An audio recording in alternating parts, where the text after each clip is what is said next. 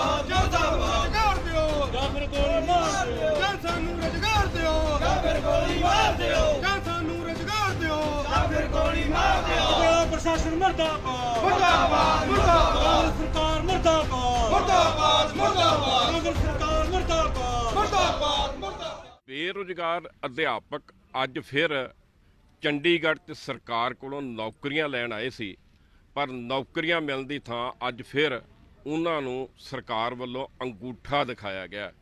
ਔਰ ਤ੍ਰਿਪਤ ਰਜਿੰਦਰ ਬਾਜਵਾ ਮੰਤਰੀ ਜਿਹੜੇ ਨੇ ਉਹਨਾਂ ਦੀ ਕੋਠੀ ਵਿੱਚ ਮੀਟਿੰਗ ਕਰਨ ਗਏ ਸੀ, ਔਰ ਉੱਥੋਂ ਹੁਣ ਨਾਅਰੇਬਾਜ਼ੀ ਕਰਕੇ ਮੁੱਖ ਮੰਤਰੀ ਦੀ ਰਿਹਾਇਸ਼ ਤੇ ਬਾਹਰ ਆਏ ਨੇ। ਇਹਨਾਂ ਨੂੰ ਪੁੱਛਦੇ ਹਾਂ, ਅੱਜ ਸਰਕਾਰ ਨੇ ਕੀ ਦਿੱਤਾ ਤੁਹਾਨੂੰ?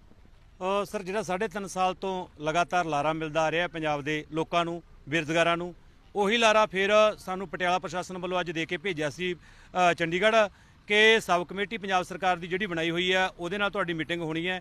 ਪਰੰਤੂ ਜਦੋਂ ਅਸੀਂ 9 ਨੰਬਰ ਕੋਠੀ ਵਿੱਚ ਤ੍ਰਿਪਤ ਬਾਜਵਾ ਜੀ ਦੇ ਕੋਲ ਪਹੁੰਚੇ ਹਾਂ ਤਾਂ ਉੱਥੇ ਸਿਰਫ ਰੂਟੀਨ ਦੇ ਵਿੱਚ ਜਿਵੇਂ ਆਮ ਲੋਕ ਮਿਲਣ ਵਾਸਤੇ ਆਉਂਦੇ ਆ ਉਸੇ ਤਰੀਕੇ ਦੇ ਨਾਲ ਬੇਰੁਜ਼ਗਾਰਾਂ ਨੂੰ ਬੁਲਾਇਆ ਗਿਆ। ਤੇ ਜਦੋਂ ਅਸੀਂ ਗੱਲ ਕੀਤੀ ਕਿ ਜਿਹੜੇ ਕਮੇਟੀ ਦੇ ਬਾਕੀ ਮੈਂਬਰ ਸਾਹਿਬਾਨ ਨੇ ਜਿਨ੍ਹਾਂ ਨਾਲ ਸਾਡੀ ਤੁਸੀਂ ਮੀਟਿੰਗ ਕਰਵਾਉਣੀ ਸੀ ਉਹਨਾਂ ਦੀ ਹਾਜ਼ਰੀ 'ਚ ਸਾਡੇ ਮਸਲੇ ਹੱਲ ਹੋ ਸਕਦੇ ਆ, ਤਾਂ ਉਹਨਾਂ ਵੱਲੋਂ ਕੋਈ ਜਵਾਬ ਨਹੀਂ ਸੀ। ਉਹਨਾਂ ਕਿਹਾ ਕਿ ਮੈਂ ਬੈਠਾਂਗਾ 24 ਘੰਟੇ, ਜਦੋਂ ਤੁਹਾਨੂੰ ਲੋੜ ਹੈ ਮੈਨੂੰ ਆ ਕੇ ਮਿਲੋ, ਤੇ ਇਸ ਤੋਂ ਬਾਅਦ 'ਚ ਕੋਈ ਗੱਲ ਸਾਡੀ ਭਰਤੀ ਸੰਬੰਧੀ। ਮੈਂ ਤੁਹਾਡਾ ਸੱਦਾ ਪੱਤਰ ਦੇਖਿਆ, ਉਹਦੇ 'ਚ ਲਿਖਿਆ ਹੈ ਵੀ ਸਬ ਕਮੇਟੀ ਨਾਲ ਮੀਟਿੰਗ ਹੈ। ਸਰ, ਇਹ ਬਾਅਦ ਦੇ ਵਿੱਚ ਸ਼ਬਦਾਂ ਦੇ ਹੇਰ ਫੇਰ ਬੜੇ ਕਰਦੇ ਆ। ਪਹਿਲਾਂ ਵੀ ਸਾਡੇ ਨਾਲ ਇਦਾਂ ਹੀ ਹੋਈ। ਸਾਨੂੰ ਕਿਹਾ ਗਿਆ ਕਿ ਪ੍ਰਮੁੱਖ ਸਕੱਤਰ ਨਾਲ ਮੀਟਿੰਗ ਕਰਵਾਈ ਜਾਣੀ ਹੈ। ਜਦੋਂ ਅਸੀਂ ਇੱਥੇ ਪਹੁੰਚੇ ਤਾਂ ਕਹਿੰਦੇ ਐਜੂਕੇਸ਼ਨ ਦੇ ਸੈਕਟਰੀ ਜਿਹੜੇ ਕ੍ਰਿਸ਼ਨ ਕੁਮਾਰ ਆ ਉਹਨਾਂ ਨਾਲ ਮੀਟਿੰਗ ਕਰ ਲਓ।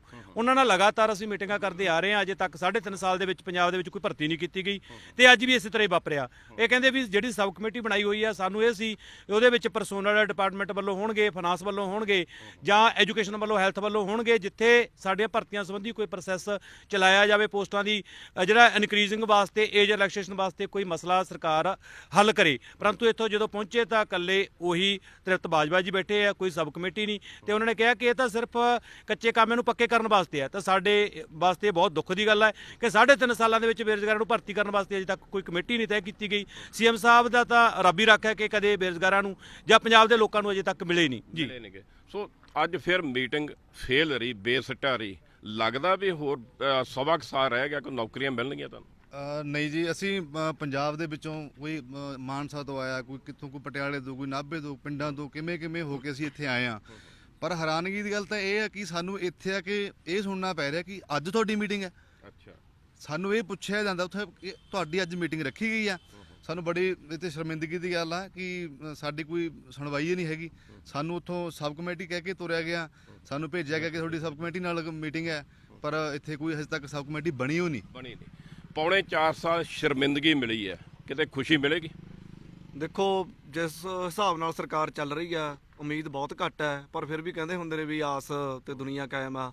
ਆਸ ਤਾਂ ਹੈਗੀ ਆ, ਪਰ ਜਿਸ ਤਰ੍ਹਾਂ ਦਾ ਵਤੀਰਾ ਸਰਕਾਰ ਨੇ ਇਖਤਿਆਰ ਕੀਤਾ ਹੋਇਆ ਬੇਰੁਜ਼ਗਾਰਾਂ ਦੇ ਪ੍ਰਤੀ, ਲੱਗਦਾ ਨਹੀਂ ਵੀ ਸਾਡੀ ਕੋਈ ਸੁਣਵਾਈ ਹੋਊਗੀ। ਪਰ ਫਿਰ ਵੀ ਅਸੀਂ ਸੰਘਰਸ਼ ਦੇ ਮੈਦਾਨ ਦੇ ਵਿੱਚ ਡਟੇ ਹੋਏ ਹਾਂ ਔਰ ਅੱਗੇ ਵੀ ਅਸੀਂ ਆਪਣਾ ਸੰਘਰਸ਼ ਆ ਜਿਹੜਾ ਜਾਰੀ ਰੱਖਾਂਗੇ। ਕਿਹੜੇ ਵਰਗ ਨੇ, ਥੋੜਾ ਜਿਹਾ ਡਿਟੇਲ ਦੱਸੋ, ਕਿੰਨਾਂ ਲਈ ਨੌਕਰੀਆਂ ਮੰਗਦੇ ਤੁਸੀਂ? ਇਹ ਸਾਡਾ 5 ਜਥੇਬੰਦੀਆਂ ਦਾ ਜਿਹੜਾ ਹੈਗਾ ਮੋਰਚਾ ਬਣਿਆ ਹੋਇਆ, ਜਿਹਦੇ ਵਿੱਚ ਬੀਐਡ ਨੇ, ਆਰਟ ਐਂਡ ਕਰਾਫਟ, ਡੀਪੀ ਤੇ ਪੀਟੀਆਈ, ਵੱਖ-ਵੱਖ ਜਥੇਬੰਦੀਆਂ ਦੇ ਜਿਹੜੇ ਹੈਗੇ ਇਕੱਠੇ ਹੋਣੇ। ਤੇ ਸਾਡਾ ਪਰਸੋਂ ਪ੍ਰੋਟੈਸਟ ਵੀ ਸੀਗਾ, ਮੋਤੀ ਮਹਿਲ ਦਾ ਘਰਾਓ ਸੀਗਾ, ਜਿੱਥੇ ਸਾਡੇ ਨਾਲ ਬੜੀ ਮਤਲਬ ਪ੍ਰਸ਼ਾਸਨ ਵੱਲੋਂ ਧੱਕਾ ਮੁੱਕੀ, ਜੋ ਲੇਡੀਜ਼ ਅਧਿਆਪਕ ਸੀਗੇ ਉਹਨਾਂ ਨਾਲ ਬਦਸਲੂਕੀ ਵੀ ਕੀਤੀ ਗਈ। ਤੇ ਉਹ ਸਭ ਬਾਵਜੂਦ ਅਸੀਂ ਸੰਤਾਪ ਹਟਾਉਂਦੇ ਹੋਏ ਸਾਨੂੰ ਇੱਥੇ ਅੱਜ ਮੀਟਿੰਗ ਦਿੱਤੀ ਤੇ ਮੀਟਿੰਗ ਦੇ ਵਿੱਚ ਬਸ ਉਹੀ ਲਾਰਾ, ਕੋਈ ਮੀਟਿੰਗ ਨਹੀਂ ਕਰਾਈ। ਬਸ ਇੱਕ ਇਹ ਆ ਵੀ ਅਸੀਂ 10-15 ਹਜ਼ਾਰ ਰੁਪਈਆ ਖਰਚ ਕੇ ਅੱਜ ਫੇਰ ਆਪਣੇ ਘਰਾਂ ਨੂੰ ਮੁੜ ਜਾਵਾਂਗੇ। ਓਕੇ, ਕਿਵੇਂ ਇਦਾਂ ਹੀ ਮੁੜੋਗੇ ਕਿ ਕੋਈ ਅਗਲਾ ਪ੍ਰੋਗਰਾਮ ਵੀ ਹੈਗਾ? ਨਹੀਂ ਜੀ, ਅਗਲਾ ਪ੍ਰੋਗਰਾਮ ਅਸੀਂ ਲਿਖਿਆ ਹੋਇਆ ਜੀ। ਅਸੀਂ ਜਦੋਂ ਪਰਸੋਂ ਪਟਿਆਲੇ ਦੇ ਵਿੱਚ ਪ੍ਰੋਟੈਸਟ ਕੀਤਾ ਜੀ, ਲਗਭਗ ਸਾਡਾ 1000 ਕੈਂਡੀਡੇਟ ਉੱਥੇ ਸੀਗਾ ਤੇ ਅਸੀਂ ਮਹਿਲ ਦਾ ਘਰਾਓ ਜਦੋਂ ਕਰਨ ਵਾਸਤੇ ਗਏ, ਉਸੇ ਦਾ ਨਤੀਜਾ ਸੀ ਸਾਨੂੰ ਇਹ ਜਿਹੜੀ ਸਬ ਕਮੇਟੀ ਦੀ ਮੀਟਿੰਗ ਮਿਲੀ ਸੀ। ਤੇ ਅਸੀਂ ਉੱਥੇ ਵੀ ਅਨਾਉਂਸ ਕੀਤਾ ਸੀ ਵੀ ਸਾਡਾ 11 ਦਸੰਬਰ ਦਾ ਪ੍ਰੋਗਰਾਮ ਜਿਹੜਾ ਤੈਅ ਹੈ। ਤੇ ਅੱਜ ਵੀ ਅਸੀਂ ਇਹ ਅਨਾਉਂਸ ਕਰਕੇ ਜਾਂਦੇ ਹਾਂ। ਅੱਜ ਬਾਜਵਾ ਸਾਹਿਬ ਨੇ ਸਾਨੂੰ ਇੱਕ ਲਾਰਾ ਲਾਇਆ ਤੇ ਸਾਡੀ ਯੂਨੀਅਨ ਦੇ ਵਿੱਚ ਪਾੜ ਪਾਉਣ ਦੀ ਵੀ ਕੋਸ਼ਿਸ਼ ਕੀਤੀ ਤੇ 1-2 ਫੋਨ ਜੇ ਵੀ ਘੁਮਾਏ ਉਹਨਾਂ ਨੇ, ਪਰ ਉਹਨਾਂ ਦੀ ਕੋਈ ਗੱਲ ਨਹੀਂ ਸੁਣਦਾ। ਮੈਨੂੰ ਲੱਗਦਾ ਵੀ ਇਹਨਾਂ ਮੰਤਰੀਆਂ ਦੇ ਪੱਲੇ ਕੱਖ ਹੈ ਨਹੀਂ ਜੀ, ਕੱਖ ਹੈ ਨਹੀਂਗਾ। ਤਾਂ ਨੰਦੇ ਜੇ ਕਰਿਆ ਸੱਦਾ ਪੱਤਰ ਵੀ ਦਿਖਾ ਦਿਓ। ਇਹ ਸੱਦਾ ਪੱਤਰ ਬੇਰੁਜ਼ਗਾਰਾਂ ਨੂੰ ਦਿੱਤਾ ਸੀ, ਪਰ ਅੱਜ ਇਹ ਕਹਿ ਦਿੱਤਾ ਗਿਆ ਮੰਤਰੀ ਵੱਲੋਂ ਵੀ ਅਸੀਂ ਤੇ ਕੱਚੇ ਮੁਲਾਜ਼ਮ ਰੈਗੂਲਰ ਕਰਨ ਲਈ ਬੈਠੇ ਆ, ਨਵੀਂ ਭਰਤੀ ਦਾ ਸਾਡੇ ਕੋਲ ਕੋਈ ਪ੍ਰਬੰਧ ਨਹੀਂ। ਹਾਂਜੀ ਸਰ, ਜਦੋਂ ਅਸੀਂ ਅੱਜ ਸਬ ਕਮੇਟੀ ਦੀ ਮੀਟਿੰਗ ਦੇ ਵਿੱਚ ਸ਼ਾਮਲ ਹੋਏ ਹਾਂ ਤਾਂ ਸਾਨੂੰ ਉੱਥੇ ਪਤਾ ਲੱਗਿਆ ਕਿ ਕੈਬਨਿਟ ਮੰਤਰੀ ਬਾਜਵਾ ਜੀ ਇਕੱਲੇ ਸੀਗੇ, ਉਸ ਤੋਂ ਇਲਾਵਾ ਹੋਰ ਕੋਈ ਸਬ ਕਮੇਟੀ ਦਾ ਉੱਥੇ ਮੈਂਬਰ ਨਹੀਂ ਸੀਗਾ। ਜਿਸ ਕਰਕੇ ਅਸੀਂ ਉਹਨਾਂ ਦੇ ਨਾਲ ਜੋ ਗੱਲਾਂ ਬਾਤਾਂ ਕੀਤੀਆਂ ਆਪਦੀ ਭਰਤੀ ਨਾਲ ਸੰਬੰਧਿਤ, ਉਹਨਾਂ ਨੂੰ ਸਾਡੀ ਇਸ ਭਰਤੀ ਨਾਲ ਸੰਬੰਧਿਤ ਜੋ ਸਾਡੇ ਬੇਰੁਜ਼ਗਾਰਾਂ ਦੀ ਦੁੱਖ ਤਕਲੀਫ ਆ ਉਹਨਾਂ ਨੂੰ ਕੁਝ ਪਤਾ ਹੀ ਨਹੀਂ ਹੈਗਾ ਵੀ ਬੇਰੁਜ਼ਗਾਰ ਕੌਣ ਨੇ, ਇਹ ਇਹਨਾਂ ਦੀ ਕੀ ਮੰਗ ਆ, ਤੇ ਉਲਟਾ ਉਹ ਸਾਡੇ ਕੋਲੋਂ ਕੁਐਸਚਨ ਪੁੱਟ ਕਰ ਰਹੇ ਸੀਗੇ ਜੀ। ਹਾਂਜੀ ਸਰ। ਹਾਂਜੀ ਸਰ ਸਾਨੂੰ ਬੜਾ ਦੁੱਖ ਹੋਇਆ। ਤ੍ਰਿਪਤਿੰਦਰ ਬਾਜਵਾ ਜੀ ਨੇ ਸਾਨੂੰ ਇੱਕ ਲਾਰਾ ਲਾ ਕੇ ਭੇਜ ਦਿੱਤਾ, ਕਹਿੰਦਾ ਵੀ ਤੁਹਾਡੀ ਅਸੀਂ ਅਜੇ ਕਮੇਟੀ ਬਣਾਵਾਂਗੇ, ਫਿਰ ਤੁਹਾਡੀਆਂ ਮੰਗਾਂ ਬਾਰੇ ਵਿਚਾਰ ਕਰਾਂਗੇ। ਹਾਲੇ ਕਮੇਟੀ ਬਣਾਉਣਗੇ? ਹਾਂਜੀ ਹਾਂਜੀ, ਹਜੇ ਕਮੇਟੀ ਬਣੇਗੀ ਜੀ, ਜਿਹੜੇ ਬੇਰੁਜ਼ਗਾਰਾਂ ਦੀ ਇੱਕ ਸਾਂਝੇ ਮੰਚ ਦੇ ਉੱਤੇ ਗੱਲਬਾਤ ਕਰੂਗੀ। ਜਦ ਕਿ 4 ਸਾਲ ਨੇ ਜਿਹੜੇ ਸਰਕਾਰ ਨੇ ਹੰਢਾ ਚੁੱਕੀ ਹੈਗੀ, 1 ਸਾਲ ਇਹਨਾਂ ਕੋਲੇ ਬਾਕੀ ਹੈਗਾ, ਹਜੇ ਤੱਕ ਬੇਰੁਜ਼ਗਾਰਾਂ ਦੀਆਂ ਮੰਗਾਂ ਤੇ ਵਿਚਾਰ ਤੱਕ ਨਹੀਂ ਪਰ ਕਰਨ ਦਾ ਮੁੱਖ ਮੰਤਰੀ ਸਾਹਿਬ ਨੇ ਕਿਹਾ ਵੀ 1 ਲੱਖ ਨੌਕਰੀਆਂ ਦੇਵਾਂਗੇ। ਜੇਕਰ 1 ਲੱਖ ਨੌਕਰੀ ਦਿੱਤੀ ਹੁੰਦੀ ਤਾਂ ਅਸੀਂ ਕਿਸੇ ਸਕੂਲ ਦੇ ਵਿੱਚ ਬੱਚਿਆਂ ਨੂੰ ਅੱਜ ਪੜ੍ਹਾ ਹੁੰਦੇ, ਜਦ ਕਿ ਅਸੀਂ ਇੱਥੇ ਅੱਜ ਸੜਕਾਂ ਦੇ ਉੱਤੇ ਰੁਲ ਰਹੇ ਹਾਂਗੇ। ਆਪਣੇ ਜਿਹੜੇ ਬੇਰੁਜ਼ਗਾਰ ਆਂਗੇ ਅਸੀਂ ਸਾਰੇ ਇੱਕ ਮੰਚ ਤੇ ਇਕੱਠੇ ਹੋ ਕੇ ਸਰਕਾਰ ਨੂੰ ਲਾਹਨਤਾਂ ਪਾ ਰਹੇ ਹਾਂਗੇ ਵੀ ਸਾਨੂੰ ਰੁਜ਼ਗਾਰ ਦਿੱਤਾ ਜਾਵੇ। ਸਾਡੀਆਂ ਜਿਹੜੀਆਂ ਭਰਤੀਆਂ ਨੇਗੀਆਂ, ਸਾਡੇ ਕੋਲੋਂ 3 ਵਾਰ ਫੀਸਾਂ ਲੈ ਚੁੱਕੇ ਨੇਗੇ। ਪਿਛਲੇ 2011 ਤੋਂ ਸਾਡੀ ਜਿਹੜੀ ਭਰਤੀ ਹੈਗੀ 873 ਪੋਸਟਾਂ ਦੀ ਤੇ 646 ਪੋਸਟਾਂ ਪੀਟੀਆਂ ਦੀ, ਇਹ ਅਨਕੰਪਲੀਟ ਹੈਗੀ। ਸਾਰਾ ਕੁਝ ਹੋ ਚੁੱਕਿਆ ਹੈਗਾ, ਇੱਕ ਮੈਟ ਸਿਰਫ ਪਾਉਣ ਵਾਲੀ ਬਾਕੀ ਹੈਗੀ। ਹਜੇ ਤੱਕ ਸਰਕਾਰ ਕੋਲ ਇਹ ਨਹੀਂ ਪਤਾ ਹੈਗਾ ਵੀ ਅਸੀਂ ਹੁੰਦੇ ਕੌਣ ਆਂਗੇ ਜੀ। ਹੁੰਦੇ ਕੌਣ ਹੈ?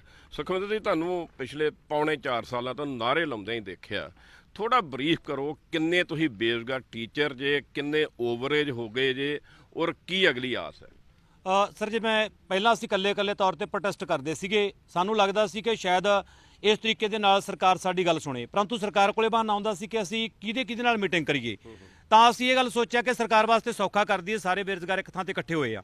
ਇਕੱਠੇ ਹੋ ਕੇ ਅਸੀਂ ਕਿਹਾ ਕਿ ਸਾਡੇ 5 6 7 ਤਰ੍ਹਾਂ ਦੀ ਕੈਟਾਗਰੀ ਦੇ ਬੇਰੁਜ਼ਗਾਰ ਨੇ, ਇਹਨਾਂ ਨੂੰ ਇੱਕ ਥਾਂ ਇਕੱਠੇ ਬੈਠ ਕੇ ਇੱਕ ਵਿਅਕਤੀ ਬਿਠਾ ਕੇ ਇਹਨਾਂ ਦੀ ਗੱਲ ਸੁਣ ਲਓ, ਤੁਹਾਡੇ ਵਾਸਤੇ ਵੀ ਸੌਖਾ ਹੋ ਜੇ। ਤੁਸੀਂ ਵੀ ਜਿਹੜੀ ਆਪਣੀ ਕਮੇਟੀ ਦੇ ਕੋਈ ਪਰਸਨਲ ਦੇ ਫਾਈਨਾਂਸ ਦੇ ਜਾਂ ਕੋਈ ਹੋਰ ਤਰ੍ਹਾਂ ਦੇ ਮੰਤਰੀਆਂ ਨੂੰ ਵਿੱਚ ਬਿਠਾਉਣਾ ਤਾਂ ਬਿਠਾ ਕੇ ਗੱਲ ਕਰ ਲਓ, ਪਰੰਤੂ ਅਜੇ ਤੱਕ ਅਜਿਹਾ ਕੁਝ ਨਹੀਂ ਕੀਤਾ। ਲੱਖ ਦੇ ਕਰੀਬ ਬੇਰੁਜ਼ਗਾਰ ਸਾਡੇ ETT TET pass, BEd TET pass, art and craft, PTI ਅਧਿਆਪਕ, DP ਅਧਿਆਪਕ, ਮਲਟੀਪਰਪਜ਼ ਹੈਲਥ ਵਰਕਰ, ਇੰਨੇ ਘੱਟੋ ਘੱਟ ਬੇਰੁਜ਼ਗਾਰ ਨੇ। ਪਰੰਤੂ ਸਰਕਾਰ ਕਹਿੰਦੀ ਹੈ ਕਿ ਅਸੀਂ ਲੱਖ ਦੀਆਂ ਪੋਸਟਾਂ ਦੇਵਾਂਗੇ। ਇਹਨਾਂ ਨੂੰ ਜਿਹੜੇ ਸਾਰੀਆਂ ਯੋਗਤਾਵਾਂ ਪੂਰੀਆਂ ਰੱਖਦੇ ਆ, ਸਰਕਾਰੀ ਸਕੂਲਾਂ ਦੇ ਵਿੱਚ ਪੜ੍ਹਾਈ ਕਰਨ ਦੇ ਯੋਗ ਨੇ, ਸਿਹਤ ਸੇਵਾਵਾਂ ਦੇਣ ਦੇ ਯੋਗ ਨੇ, ਉਹਨਾਂ ਨੂੰ ਭਰਤੀ ਨਹੀਂ ਕੀਤਾ ਜਾ ਰਿਹਾ। ਦੂਜੇ ਪਾਸੇ ਜਿਹੜਾ ਰੁਜ਼ਗਾਰ ਮੇਲੇ ਲਾਉਣ ਦਾ ਡਰਾਮਾ ਕੀਤਾ ਜਾ ਰਿਹਾ, ਜਿਹਦਾ ਅਸੀਂ ਅਨੇਕਾਂ ਥਾਵਾਂ ਤੇ ਜਾ ਕੇ ਭਾਂਡਾ ਭੰਨੇ ਆ।